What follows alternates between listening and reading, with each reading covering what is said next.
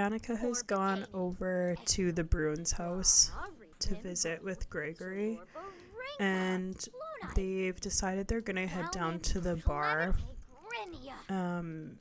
just to have a chat and hang out for a little bit. So we're gonna go over. She just got the crush sentiment, so she has a crush on him.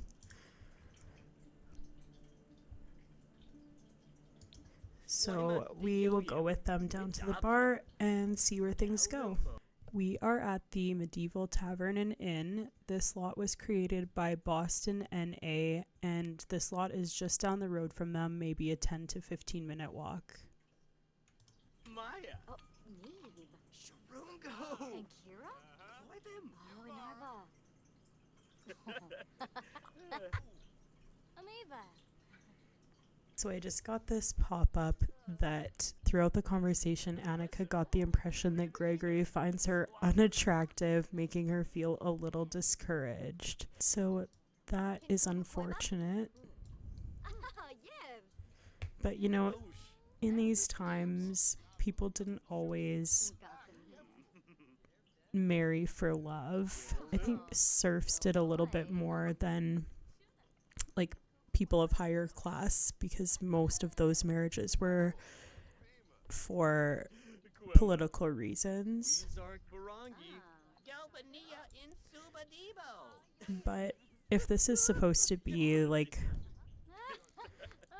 her person, I don't know if she wants to be with someone who doesn't find her attractive. So I'm gonna go ahead and just end the date here. And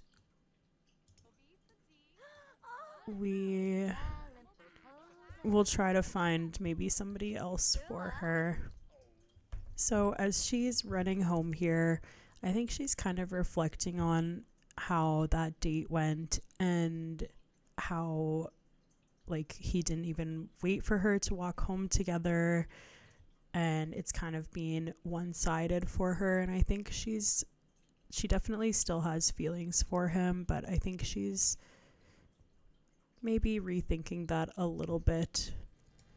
When Anika arrives back home, she walks into the house and she seems to be walking in on a heated discussion between Isabella, Olive, and Leaf. So she's going to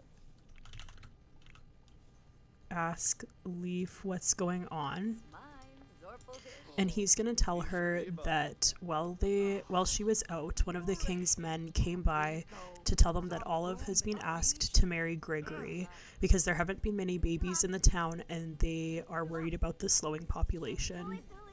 So because Olive and Gregory are both older teens in this area, it makes the most sense to have them be set up for marriage, especially since they're on the same holding, so it's going to cause the least amount of disruption. So they're not really playing the part right now, but I think kind of an awkward situation, but Anika knows that she's not really interested in marrying Gregory anymore. So she's definitely not going to want to step in and take Olive's place.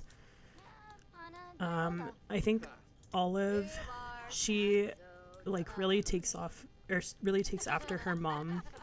She like has helped a lot with raising her siblings, and she really likes to do things around, like do kind of the homemaking and like the cooking stuff and kind of the same things that her mom was really good at, whereas Anika is more interested in like the activities that her brothers were into. She's been less interested in like having kids and all that. So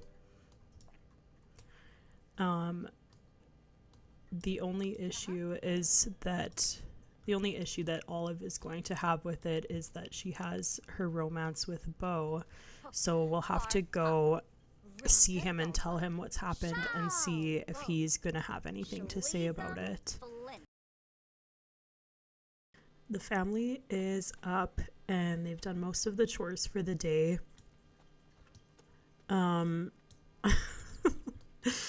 Olive went and knocked on the Bruins' door to have Gregory come out so she can talk to him about what's gone on, about the arrangement that the king has made for them, and he came stomping out. So it seems like he is not too excited.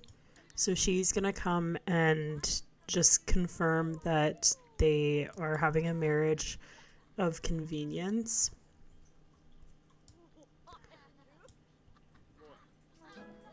Hey, well, the way they greeted each other seems okay.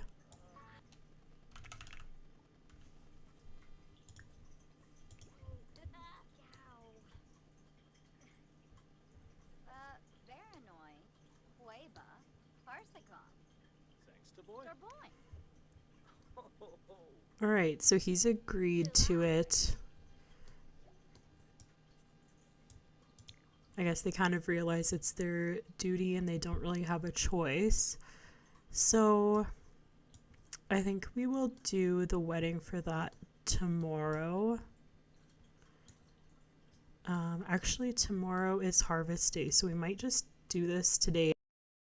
So Olive has met Beau here out at the pier to tell him the news. So she's kind of complaining about it here.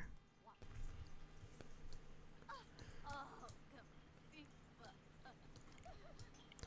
think she was trying to put on a brave face in front of her family, but she was hoping to have a marriage with love like her parents. She doesn't really love Gregory, but seems a little salty. So I'll just kind of see. I'll let them do their thing on their own, if they even talk.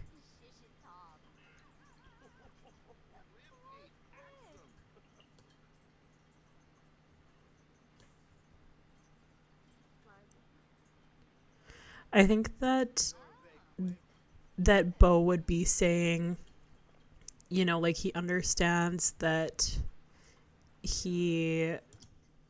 it's not really realistic for them to be together because her family doesn't really have the money to pay the dowry that his family would be expecting, and obviously the king has set up this other match that he expects to happen. So I think they kind of just know that this wasn't a long-term thing. But yeah, it looks like they are autonomously saying goodbye to each other. So they kind of know that this is the way that it has to be, and there's going to be some sadness about that, but they have to be realistic at the same time and live up to their responsibilities to their families. So I'll have her head home, and I think we'll start the wedding right away because each sim day is 3 months, so I would imagine the wedding would be happening pretty quickly. Okay, so we're here at the neutral wedding. This came with the arranged marriages mod. I have Olive here in this dress. This is custom content. The dress is from Sifix. It's probably a little bit nicer than what she would have worn, but I just thought it was too pretty to not use it. And also wedding colors, like having white as a wedding color wasn't popular, I believe, until around the 1800s. They used to wear blue, which was, I think it was representative of the Virgin Mary, so that's why I've got her in a blue dress and he is also wearing blue. So we've invited a bunch of the people from their holding, like basically everybody from their holding, and then a few more, because weddings were like a community celebration that even for peasants and serfs, there would be a lot of people here at them. So I've never done this neutral wedding before, so I'm not sure how smoothly it's going to go, but we will start it here now. Okay, so it wouldn't let me get them married, I think because they didn't have a romance bar. So I just cheated them to have this so that they can get married here. And then I will cheat it back away once they're married.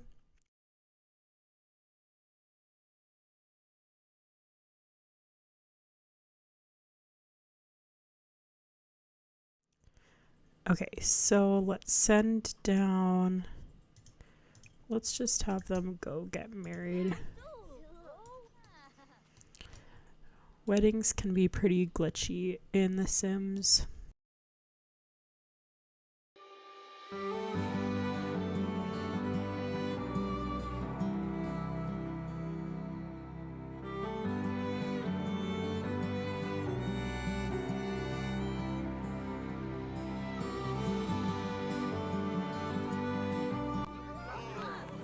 Oh my gosh, get out of the way.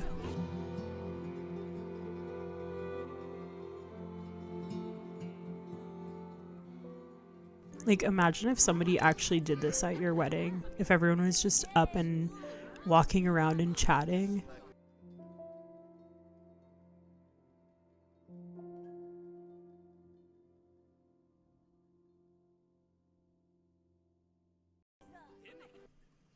Okay, they're married.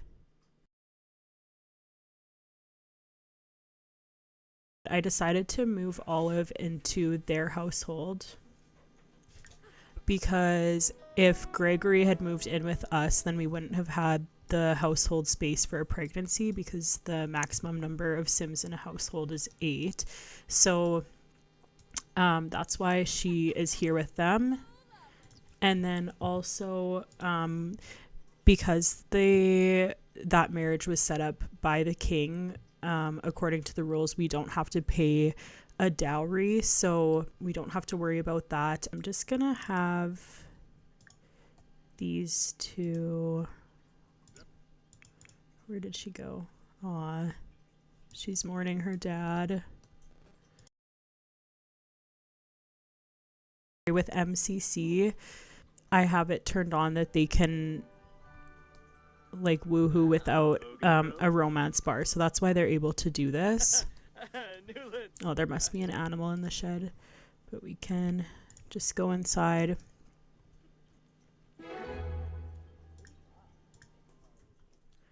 Okay, so it's gonna be a pretty chill evening here. I sent Anika and Leaf hunting, and then kids can't use, so I used the Yield cookbook mod to do their food and stuff, but kids can't go hunting, so I just sent them for a stroll to kind of simulate that they're going hunting with them. And I didn't think that Isabella would go. I just don't really think that's her thing, and they have lots of meat left from like previous years still, so we're not doing too bad with that. I just have her making some dinner that they'll all be able to have when they get home. But I'll leave this one here. Next episode, we will have our harvest for the first day of 1301. We'll also have Tobias's teen birthday, and we'll also get to see if Olive is pregnant. So it's going to be super exciting. I'm just having so much fun making these and appreciating the support. So thank you so much for watching, and I'll see you guys in 1301.